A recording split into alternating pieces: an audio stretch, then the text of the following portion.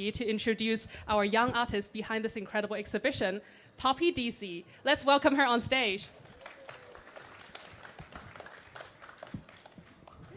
How are you, Poppy? Oh, I'm doing good, thank you. Great. So maybe as a start, you can introduce yourself as an artist a little bit for us, please. So, nice to meet you all. I'm Poppy DC, and I'm a Sydney-based artist working across drawing, painting, and sometimes printmaking and digital media. At the center of my work is observation, the kind that requires time and patience. I'm drawn to subjects that are often overlooked, like these dogs, and I use portraiture and narrative imagery as a way to slow people down and invite a more considerate kind of seeing. I see that there are, like 23 paintings here, and each of them, it's unique in its own ways and very stylistically different. I was wondering, is there one particular, say, for example, animal story that you can share with us that has inspired maybe some of your paintings? Yes, there was one particular moment from the Lucky Dog shelter that stuck with me. There was this dog who, on the outside, they seemed very quiet and cautious. But when I sat down and I just simply stayed still for a while, they began to hold eye contact with a kind of steady calm. It wasn't dramatic, it was a quiet, sustained gaze that felt deeply human. Not in the sense of turning the dog into a person, but in the sense of recognizing a full inner personality. And I do see that, say, for example, when it comes to talking about animal welfare, sometimes we would use a very sad tone to make this message, like maybe more transparent to a lot of people. But I see that your paintings are actually very uplifting, very vibrant, and also very colorful. So why do you decide that you would want to use this happy tone in order to promote the message?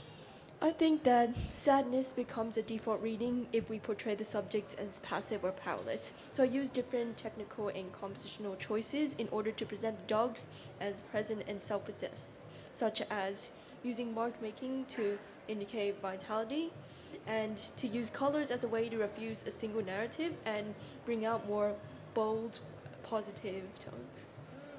And you've spent significant time with a lot of the animals, especially with your canine protagonists of the show.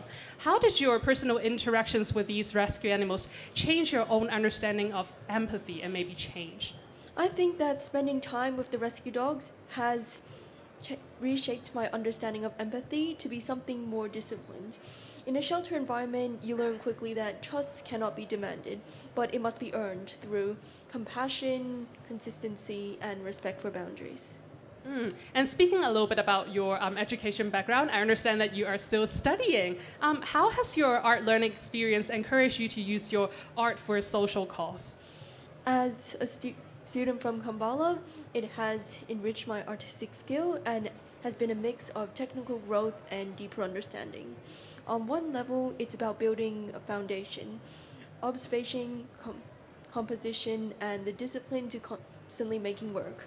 But on another level, it's about developing a voice and learning to make decisions.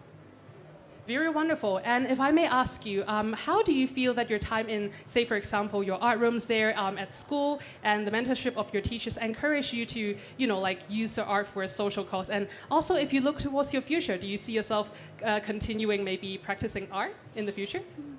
I think what encouraged me to use my art for a social cause was not a single person, but rather a convergence of experience, from teachers to the dogs themselves and to the very hardworking staff and volunteers of the dog shelter. I think that after I graduate, I will continue my practice, making it stand out in contemporary art contexts while still highlighting living issues in our society. And going back to your artwork, when people walk away from your pieces, what is the one thing you want them to feel about the unspoken bond between animals and humans? I want them to feel that the bond is real, mutual, and immediate, not something that is abstract or based on ownership. As we share vulnerabilities, we share environments, and we can affect each other's lives more than we think. And I want people to feel that they have met an individual or a unique personality rather than just a painting or just an issue. Finally, do you have a strong message that you want people to take away from this exhibition called Soul? SOAR is ultimately about second chances, hope, and dignity.